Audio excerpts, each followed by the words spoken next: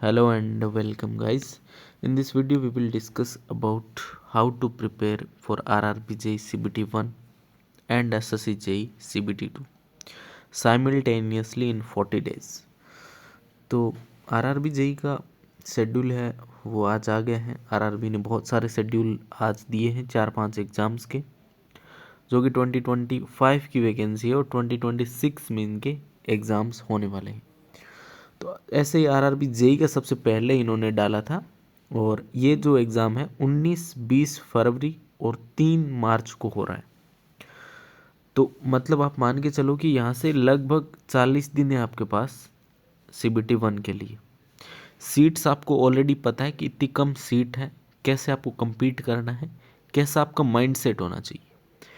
Exam में सिर्फ preparation ही नहीं होती है, आपका माइंड सेट भी ज़रूरी होता है एग्ज़ाम निकालने के लिए कि आपकी सोच क्या है। क्या आप उस एग्ज़ाम को जस्ट अटेम्प्ट करना चाह रहे हो या फिर उस एग्ज़ाम में आप टॉप करना चाह रहे हो।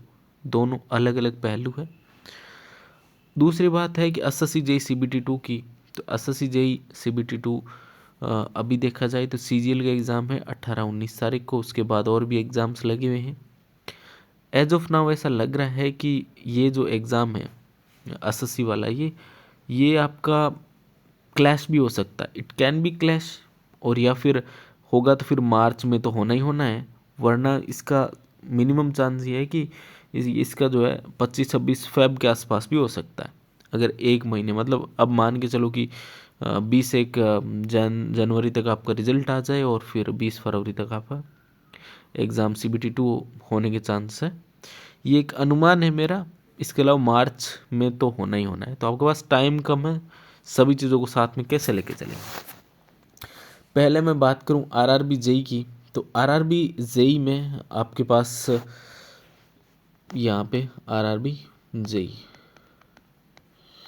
देखो, मैथ्स प्लस रीजनिंग,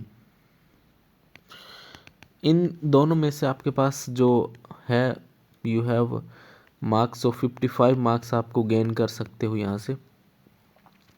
और नॉन टेक का जो पार्ट है GS general science plus general aptitude, general awareness तो अवेयरनेस और साइंस से आप जो है 45 मार्क्स, दोनों मिला के 100 मार्क्स है। 1/3 आपकी जो है नेगेटिव मार्किंग है। तो मैथ्स और रीजनिंग के लिए आपको मैं बताऊं तो यहाँ आपको मोस्टली आपको प्रैक्टिस ही करना है।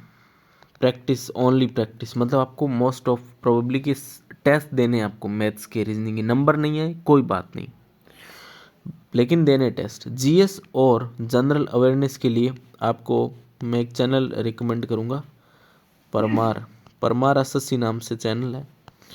वहाँ आप जाइए और जो भी है one shot lecture, one shot उन सारों को करने की कोशिश कीजिए। वन शॉट लेक्चर जो भी है, साइंस के हैं तो साइंस के मतलब 3 आप मान के चलिए कि भाई बायोलॉजी हो गया, इसके अलावा क्या हो गया फिजिक्स और केमिस्ट्री।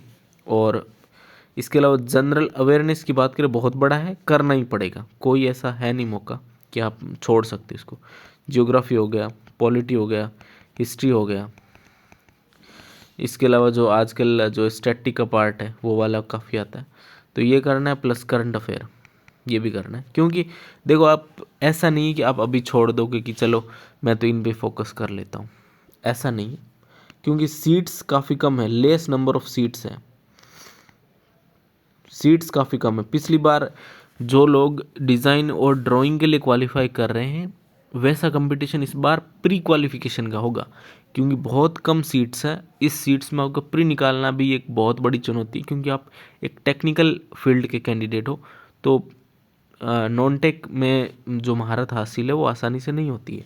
यहाँ आपको प्रैक्टिस चाहिए, यहाँ पे मैक्सिमम आपको टेस्ट ही देने पड़ेंगे। मैथ्स अगर आपकी कमज़ोर है तो आदित्य रंजन है, एक सर है, तो उनका देख सकते हो, या फिर और भी टीचर हो सकते हैं, उनका देख सकते हो। जो टॉपिक आपको नहीं आ रहा है मोस्टली, वो टॉपिक देखना है, ठीक है। अब आपकी क्या स्ट्रेटजी होनी चाहिए, शुरू से क्या स्ट्रेटजी होनी चाहिए, मतलब जैसे आज मेरे पास आ गया ये कैलेंडर कि भाई मेरे एग्ज़ाम का शेड्यूल ये है, तो मैं कैसे शुरू करूँगा मेरी प्रिपरेशन। अगर मैं होता तो मैं पिछली बार के मेरे मार्क्स बता देता हूँ। मेरे नंबर थे 74, ज़्यादा नंबर नहीं थे बट ख़राब भी नहीं थे। तो ये नंबर थे और मेंस में मेरे थे 114। तो ये थे मेंस के नंबर एंड ये मेरे प्री के नंबर थे या CBT 1 के थे। तो कैसे आप प्रिपरेशन करते अगर मैं अगर आपकी जगह होता तो कैसे करता वो मैं आपको बताता हूँ। सबसे पहले मैं करता कि RRB ने जो लास्ट ईयर जितने भी एग्ज़ाम हुए उनके में जो है मैथ्स कर रहा हूँ तो मैथ्स के क्वेश्चन ट्राई करता मैक्सिमम आउट ऑफ मैक्सिमम। पहले तो मैं जेई से शुरू करता क्योंकि मेरा जेई है। मैं जेई के जितने भी जो मतलब शिफ्ट में एग्ज़ाम हुए वो सब देखता कि मैथ्स का कैसा लेवल आ रहा है। और उसके बाद मैं देखता जस्ट रिसेंट मतलब अभी जस्ट रिसेंट कौन सा हुआ NTPC हुआ या फिर कोई और हुआ है उसके मैं देखता कि अभी का क्या लेवल चल रहा है। क्योंकि जब एग्ज़ाम या तो शुरू में करते हैं वो अलग चीज़ होता है, एक रिसेंट होता है उसमें शायद एग्ज़ाम सेट करने वाला अलग हो सकता है। तो उस हिसाब से आपको तैयारी करनी है। फिर आपको मैं बताता हूँ टेक्स्ट बुक पे टेस्ट सीरीज़ लीजिए, बाकी जगह भटकिए मत। कोई भी आपको बता रहा है कि भाई मेरी टेस्ट सीरीज़ ले लो तो मत लो। आप मोस्ट प्रोबली जो है टेक्स्ट बुक पे लो क्योंकि सारे के सारे कैंडिडेट यहीं मिल जाएंगे आपको। तो यहाँ देखिए जनरल अवेयरनेस 20 क्वेश्चन, जैसे ये जनरल अवेयरनेस और जनरल साइंस यहाँ से एक बार छोड़ दीजिए इसको। मैथ्स जो है ना वो प्रैक्टिस करना पड़ेगा आपको। 20 क्वेश्चन है जैसे, तो सब्जेक्ट वाइज टेस्ट दे रहे हो तो आप ऐसे दे देना सारे टेस्ट ये देने, सारे के सारे टेस्ट नहीं आ रहे नंबर कोई बात नहीं, लेकिन आपको ट्राई करना है कि पहले आप टेस्ट दोगे फिर आपको जो नहीं हुआ आपसे या फिर टाइम की वजह से आपका छूट गया वो आपको ट्राई करना है कि आपसे हो रहा है कि नहीं हो रहा। अगर नहीं हो रहा तो उसका वीडियो देखिए, ऐसे ही आपको करना पड़ेगा। रीजनिंग आप कर ही लो क्योंकि आपने SSC JEE CBT 1 क्लियर किया है तो आप रीजनिंग कर लोगे। अगर नहीं आ रहा तो फिर वो बार बार टेस्ट देने से हो जाएगा। रीजनिंग में इतना कुछ बड़ा खास आता नहीं है।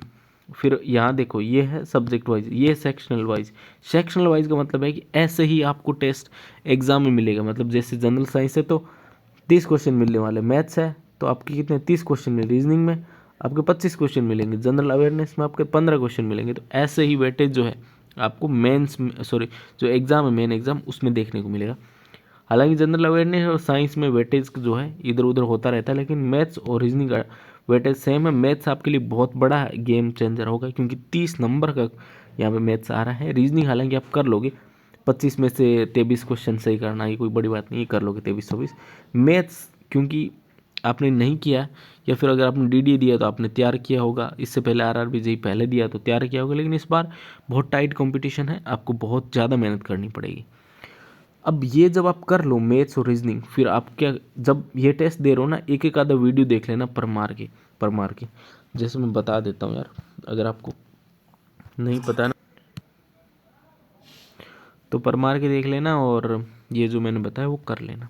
अब मैं बात करता हूँ कि इसके साइमल्टेनियस SSC JEE को आपको कैसे प्रिपेयर करना है।